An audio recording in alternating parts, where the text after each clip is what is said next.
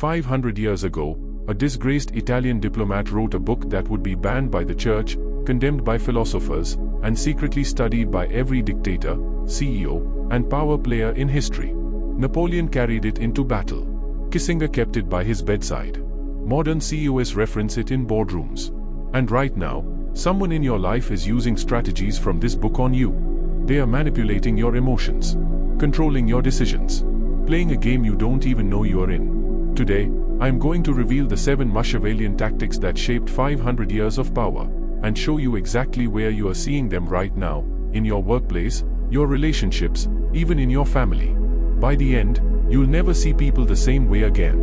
Who was Machiavelli? Let me take you back to Florence, Italy. The year is 1513. A man named Niccolò Machiavelli sits alone in a small farmhouse, writing by candlelight. Just months earlier, he was one of the most powerful diplomats in Florence. He traveled between city-states, negotiated with kings, shaped the fate of nations. Then everything collapsed. The Medici family returned to power. Machiavelli was accused of conspiracy. He was imprisoned, tortured, stripped of everything he'd built. And in that moment of complete powerlessness, Machiavelli made a decision that would echo through 5 centuries. He would write down everything he'd learned about how power really works. Not how it should work. Not the fairy tale version taught to children. But how it actually works when the doors are closed and the masks come off. The result was The Prince, a book that stripped away every romantic notion about leadership and morality. Machiavelli accepted that the aims of princes, such as glory and survival, can justify the use of immoral means to achieve those ends, writing that, "He who neglects what is done for what ought to be done, sooner effects his ruin than his preservation." The church was horrified. They banned the book, called it evil. The word, Machiavellian, became an insult, synonymous with manipulation and cruelty. But here's what they didn't tell you. Machiavelli's philosophy centers around adaptability and pragmatism, advocating that a ruler should balance virtue and assertiveness, qualities essential for success. He wasn't creating evil strategies. He was revealing the strategies that powerful people were already using in secret. And here's the uncomfortable truth. Those strategies never went away. They evolved. They adapted. And today, in 2025, they are everywhere.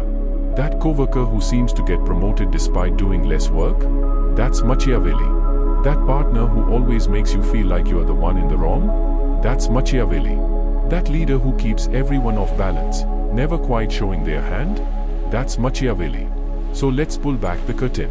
Let's examine the 7 tactics from The Prince that are still shaping your life today, whether you realize it or not. The balance of fear and love. In chapter 17 of The Prince, Machiavelli poses what might be the most famous question in all of political philosophy. Is it better to be loved than feared, or feared than loved? And his answer shocked the world. Machiavelli argues that fear is a more dependable instrument of control than love, stating, is it better to be loved rather than feared, or vice versa? The answer is that one would prefer to be both, but, since they don't go together easily, if you have to choose, it's much safer to be feared than loved. Let me show you this tactic in action with a story about someone I'll call David. David was hired as the new director of a marketing department at a mid-sized tech company. When he arrived, everyone expected the usual transition period, meetings, introductions, getting to know the team. Instead, David did something different. In his first week, he fired someone. Not the worst performer. Not the most problematic employee. He fired someone average, someone who had been there for years, who everyone assumed was safe. The entire department froze. No one understood why. David never explained. He just moved on as if nothing had happened. What David understood, what Machiavelli understood 500 years ago, is this: fear stems from consequences. It doesn't vanish with time or grow bored. Fear is based on respect for boundaries and an understanding of the risks involved in betrayal. That single firing created something David could have never achieved with months of team-building exercises: immediate respect, attention, compliance. No one challenged David anymore. No one came in late to his meetings. No one half-committed to projects. Not because they loved him, but because they didn't know what he might do next. Now, here's where this tactic shows up in modern life. In the workplace, leaders who are feared are perceived to wield more power. They are figures of authority who often give out harsh punishments and very little rewards, making employees more likely to be efficient and avoid error to avoid being punished. In relationships, think about that partner who threatens to leave during every argument. That's weaponized fear. They've learned that the fear of abandonment gives them control over your behavior. In politics, leaders who maintain unpredictability, who enforce consequences without warning, create environments where people are too afraid to challenge them. But here's the critical nuance that people miss. What Machiavelli actually advised in chapter 17 was that it is best to be both loved and feared. Only when that ideal is not possible did Machiavelli suggest fear is a more reliable way to inspire discipline than bonds of love. The most effective modern Machiavellians aren't cruel tyrants. They are strategic. They balance just enough affection to keep you close with just enough unpredictability to keep you compliant. They are the boss who occasionally takes you to lunch, but also makes cryptic comments about restructuring. They are the partner who is loving and attentive, until they are suddenly cold and distant, and you don't know what you did wrong. The fear is always there, humming beneath the surface. And it controls everything. Appear virtuous, act pragmatically. Here's where Machiavelli becomes truly dangerous. He understood something most people refuse to acknowledge. There's a massive gap between what we say matters and what actually matters. We say honesty matters, but we reward effective liars. We say compassion matters, but we promote ruthless competitors. We say integrity matters, but we elect politicians who will say anything to win. Machiavelli offers two complementary approaches to virtue. First, understand what passes for virtue in the society one wishes to rule and learn to affect the appearance of those virtues. Second, reformulate virtue itself. Let me tell you about Jennifer. Jennifer worked in sales at a pharmaceutical company. She was brilliant at her job, one of the top performers. But she wasn't the top. That position belonged to someone named Marcus, who seemed to embody everything the company claimed to value: integrity, transparency, customer focus. But Jennifer noticed something interesting. At every company meeting, Marcus would talk passionately about putting patients first and doing what's right. He'd share heartwarming stories about how their medications changed lives. Everyone loved Marcus, management especially. But Jennifer saw what happened behind closed doors. Marcus routinely lied to clients about side effects. He pressured doctors to prescribe medications for off-label uses. He manipulated data in presentations to make products look more effective than they were. And when Jennifer considered reporting him, she realized something chilling. It wouldn't matter, because Marcus had mastered the art of appearing virtuous. He said all the right things. He showed up at charity events. He mentored younger employees, who he then used to take credit for their ideas. Machiavelli counsels, everyone sees how you appear, few touch what you are. This is tactic number 2 in action: public virtue, private pragmatism. Modern workplace example. In the corporate world, the pursuit of competitive advantage often requires discreet intelligence gathering and cunning tactics, much like the espionage of Machiavelli's time. The executive who talks about transparency while secretly gathering intelligence on competitors. Who preaches work-life balance while expecting 60-hour weeks. In relationships, the partner who posts about loyalty and commitment on social media while having affairs. The parent who publicly champions their children's independence while privately controlling every decision. In politics, leaders who campaign on moral values while cutting deals in back rooms. Who speak about serving the people while serving themselves. The scary part? This tactic works precisely because we want to believe the appearance. We want Marcus to be the good guy he appears to be. We want our leaders to be as noble as their speeches suggest. We want to trust that public declarations match private actions. And modern Machiavellians exploit that desire ruthlessly. They've learned that in our era of social media and personal branding, the appearance of virtue is more valuable than virtue itself. You don't need to be good, you just need to look good. Strategic loyalty. Machiavelli wrote something that would make most people uncomfortable. Loyalty is a tool, not a value. A tool. And like any tool, it should be used when it serves you and discarded when it doesn't. Let me introduce you to a story that happened at a tech startup I consulted for. There were two co-founders, Alex and Sam. They'd been friends since college. They built the company together from nothing, working 80-hour weeks, sleeping in the office, sacrificing everything for their shared vision. For 3 years, they were inseparable. Brothers, they called each other. Then the company started getting acquisition offers. Serious ones. Life-changing money. Alex wanted to sell. Sam wanted to keep building. Here's where it gets interesting. Alex didn't argue. Didn't fight. He said, "You're right, Sam. Let's keep going. We built this together, we'll see it through together." Sam felt relieved. Validated. He thought they were aligned. What Sam didn't know was that Alex had already begun secret negotiations with one of the acquiring companies. He'd been feeding them insider information, positioning himself as the reasonable one who could convince Sam or replace him if necessary.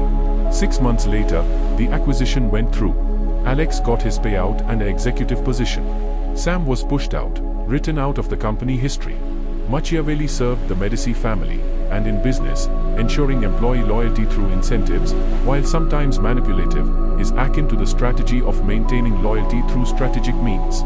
This is tactic number 3, strategic loyalty. Here's how it works in modern contexts. In the workplace, that colleague who's suddenly very friendly when they need your expertise, but ghosts you once they've gotten what they need. The boss who talks about the team, but has already decided who's getting promoted. In relationships, the friend who's intensely supportive when you are useful to them, when you have connections, resources, or influence, but disappears when you are struggling and have nothing to offer. In family dynamics, the relative who's present and engaged when there's an inheritance to consider or a favor to be gained, but absent during the hard, unrewarding work of caregiving or support. The Machiavellian understands that loyalty is expensive. It requires sacrifice, consistency, sometimes acting against your own interests for someone else's benefit. So they've learned to fake it. They perform loyalty when it's strategically valuable. They make declarations of commitment that sound profound but cost them nothing. And when the time comes to choose between you and their interests, they choose themselves. Every time. Machiavelli taught leaders to be willing to take calculated risks, noting that whosoever desires constant success must change his conduct with the times. And in their minds, that's not betrayal. That's adaptation. That's survival. That's what everyone does. They're just honest enough with themselves to admit it. Divide and control. One of Machiavelli's most ruthless insights was this: united people are dangerous. Divided people are manageable. Let me show you how this plays out in a modern corporate setting. Rachel was the director of operations at a manufacturing company. She inherited a department that functioned like a well-oiled machine. Her team was close, they collaborated seamlessly, supported each other, operated almost like a family. To most managers, this would be a dream scenario. To Rachel, it was a threat. Because when people are united, they have power. They can push back collectively. They can recognize when they are being exploited. They can organize resistance. So Rachel implemented a series of subtle changes. She started having one-on-one meetings where she'd share confidential concerns about other team members. Nothing overt, just small seeds of doubt. "I probably shouldn't tell you this, but Michael has been complaining about your work to upper management. Between you and me, Sarah takes credit for ideas that aren't hers." She restructured teams constantly, never letting relationships solidify. She created competing metrics that pitted departments against each other. She gave vague feedback that left everyone uncertain about where they stood. Within 6 months, that cohesive team had become a collection of isolated individuals, suspicious of each other, competing rather than collaborating. And Rachel? She became indispensable. Because now she was the only one who could manage the dysfunction she'd created. This tactic appears everywhere. In workplaces, Machiavellians use emotional manipulation as a strategy, doing things like spreading rumors, undermining colleagues, or even sabotaging projects, creating counterproductive work behaviors that foster more counterproductive work behaviors in others.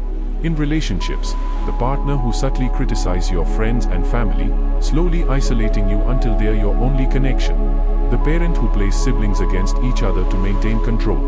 In politics, leaders who emphasize divisions, race, class, geography, ideology, to prevent unified opposition to their policies. The genius of this tactic is that the victims often don't realize it's happening. They think the conflict is organic. They think the divisions are natural. They don't see the architect behind the chaos. The end justifies the means. This is the principle most associated with Machiavelli, and it's the most misunderstood. According to Machiavelli, A high goal justifies the means, with the ruler able to use deception, cunning, treachery, and violence to create a powerful state. But here's what people miss. Machiavelli wasn't saying, anything goes. He was saying something far more precise. When the outcome is important enough, conventional morality becomes negotiable. Let me tell you about a situation that happened in a hospital. Dr. Peterson was the head of a surgical department. The hospital was facing budget cuts, and he'd been told he needed to reduce his team by 30%. But Dr. Peterson looked at the situation differently. If he cut his team, patient outcomes would suffer. People would die. Not dramatically, not immediately, but statistically. Over time, the reduced staffing would lead to preventable deaths. So Dr. Peterson made a choice. He manipulated the budget data. He inflated the cost of equipment to hide personnel expenses. He created research projects that were actually cover for additional staff. He lied to administrators, to board members, even to regulatory agencies. Everything he did was technically illegal, ethically questionable at minimum. But the result? No one lost their job. Patient care remained excellent. Lives were saved that statistics suggest would have been lost. From a Machiavellian perspective, Dr. Peterson made the right choice. The end, saving lives, justified the means, deception and fraud. But here's where this gets dangerous in everyday life. In business, the pharmaceutical industry's pricing strategies, where life-saving drugs are priced exorbitantly, often provoke ethical debates about whether the ends justify the means. CEOs who justify massive layoffs because it's necessary for the company's survival. Executives who justify exploitative practices because shareholders demand results. In relationships, the person who justifies lying to you for your own good. Who controls your behavior because they are protecting you. Who violates your privacy because they needed to know the truth. In politics, leaders who justify surveillance, suppression, even violence because they are protecting national security or maintaining order. The terrifying thing about this tactic is that it's internally coherent. If you genuinely believe the outcome is important enough, then anything becomes justifiable. And modern Machiavellians have gotten very good at convincing themselves, and others, that their ends are noble. They are not being manipulative, they are being pragmatic. They are not being cruel, they are being realistic. They are not being unethical, they are doing what's necessary. The words change. The rationalization remains. Controlled information. Machiavelli understood something fundamental. Knowledge is power. And controlling what people know is the ultimate form of control.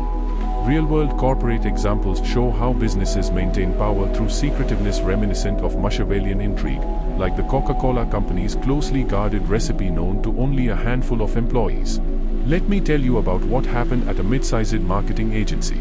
The CEO, Richard, held weekly, all-hands, meetings where he talked about transparency, open communication, and the importance of everyone being informed about company direction. But here's what Richard actually did. Different departments received different versions of the same information. Sales was told the company was expanding aggressively. Operations was told to prepare for consolidation.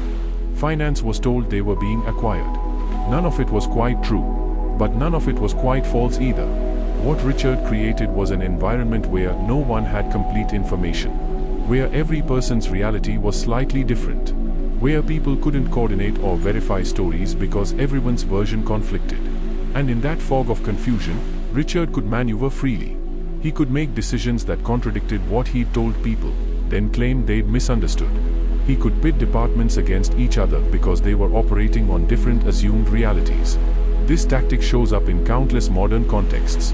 In workplaces, the manager who tells different team members different things about restructuring plans, who uses phrases like, "I probably shouldn't tell you this, but," to create false intimacy while distributing strategic misinformation.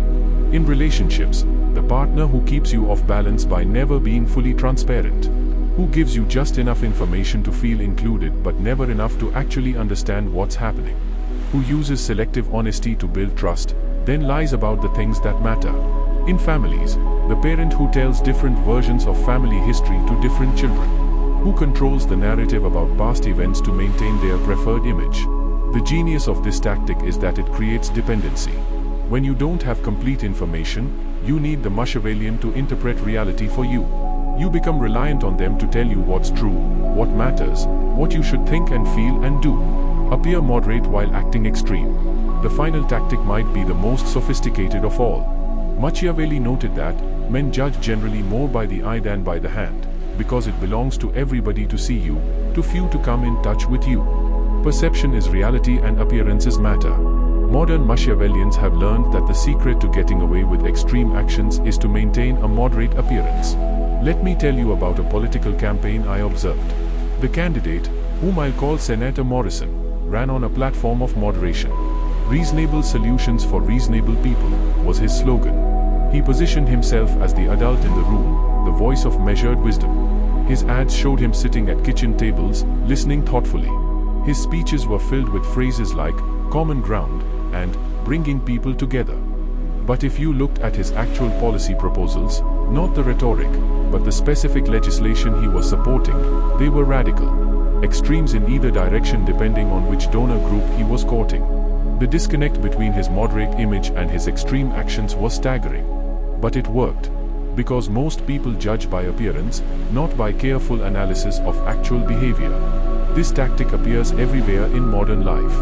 In business, business leaders will deny it, but deep inside, they use Machiavellian tactics to gain and maintain power, with modern methods concealing ruthless strategies behind professional appearances.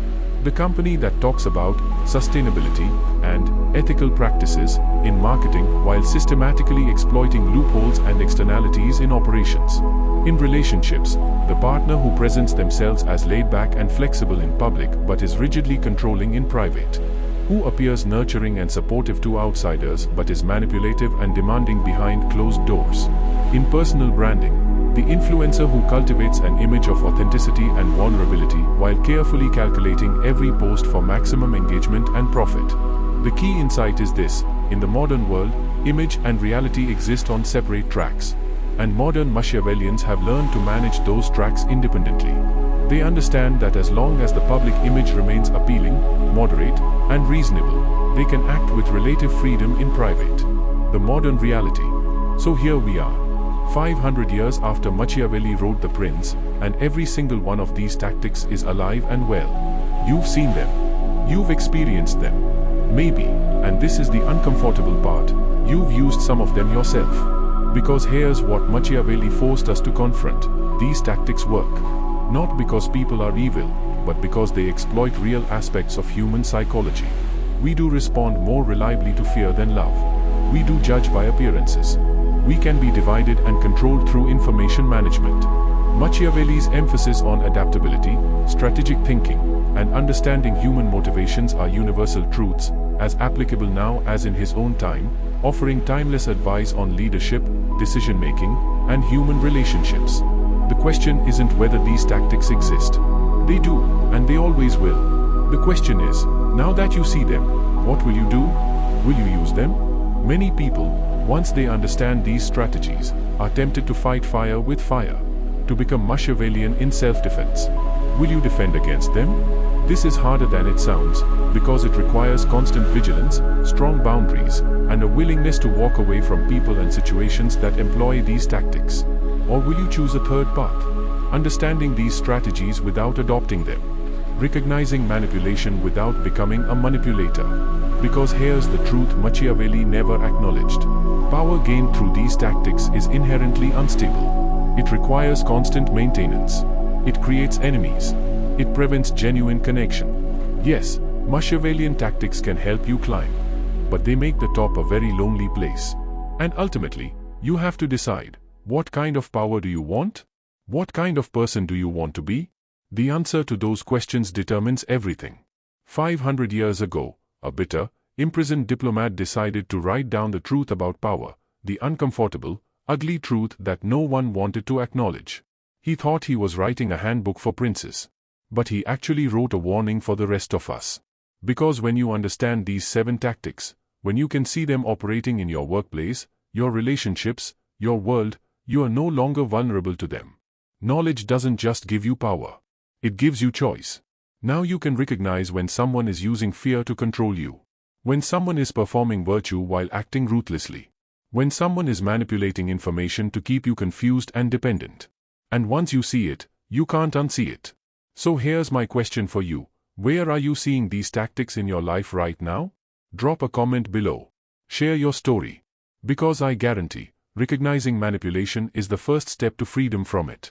If this video opened your eyes to tactics you didn't see before, subscribe to this channel and hit the notification bell. Because understanding human psychology, especially the darker aspects, isn't optional anymore. It's survival. And remember, the most dangerous Machiavellian is the one who makes you believe they are not Machiavellian at all. Don't be fooled. I'll see you in the next one.